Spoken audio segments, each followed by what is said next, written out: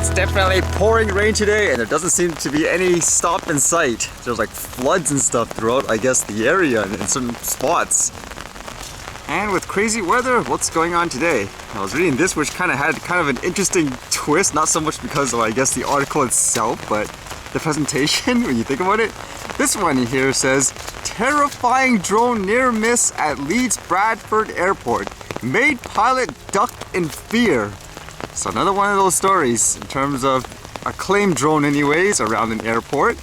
It says a report has been revealed that the incident happened as the B-737 plane believed to have been operated by Jet2 was at a height between 300 feet and 500 feet.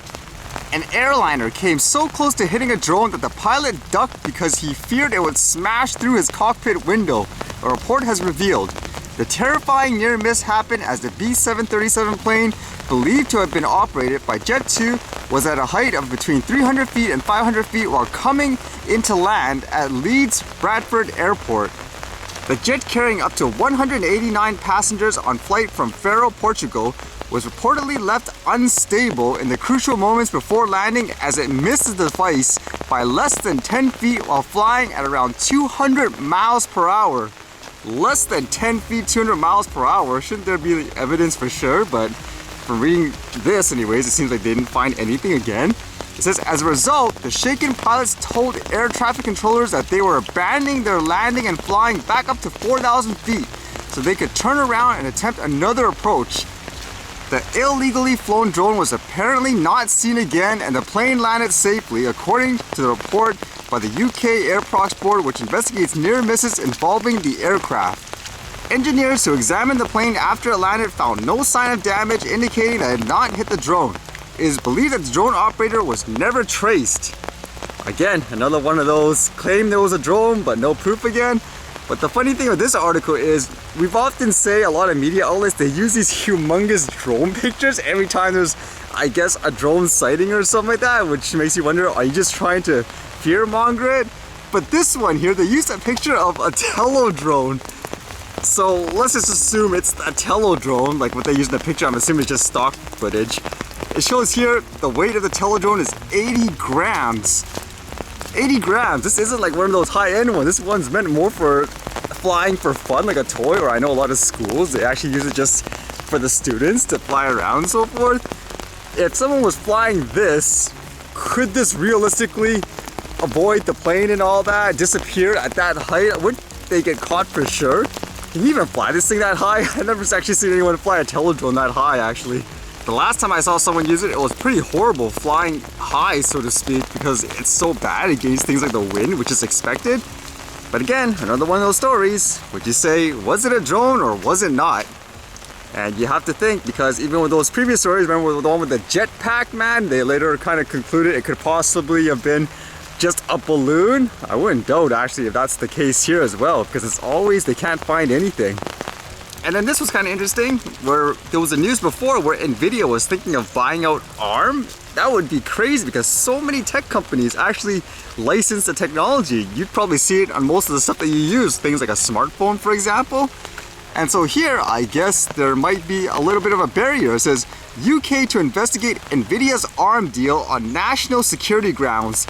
UK ministers are expected to order an in-depth investigation of NVIDIA Corp's planned £30 billion or $40 billion acquisition of British chip designer ARM over antitrust and national security concerns, the Sunday Times reported.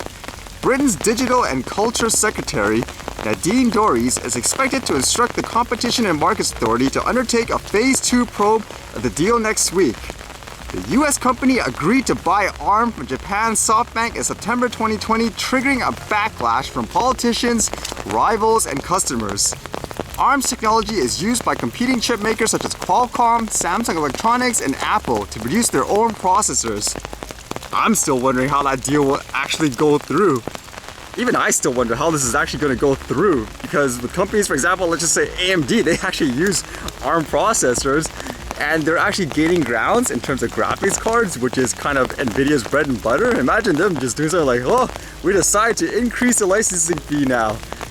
I don't know, we'll see how it goes, but this is one of those deals I'll be surprised if it goes through without a hitch.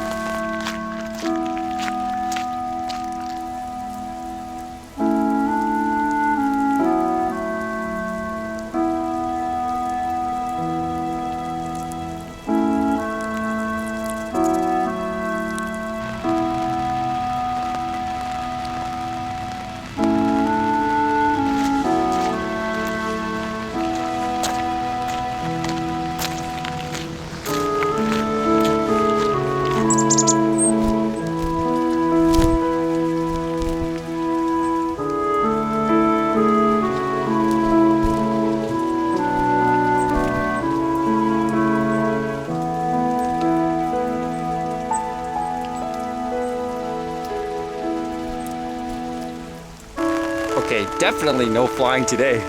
I guess it's time for the archive.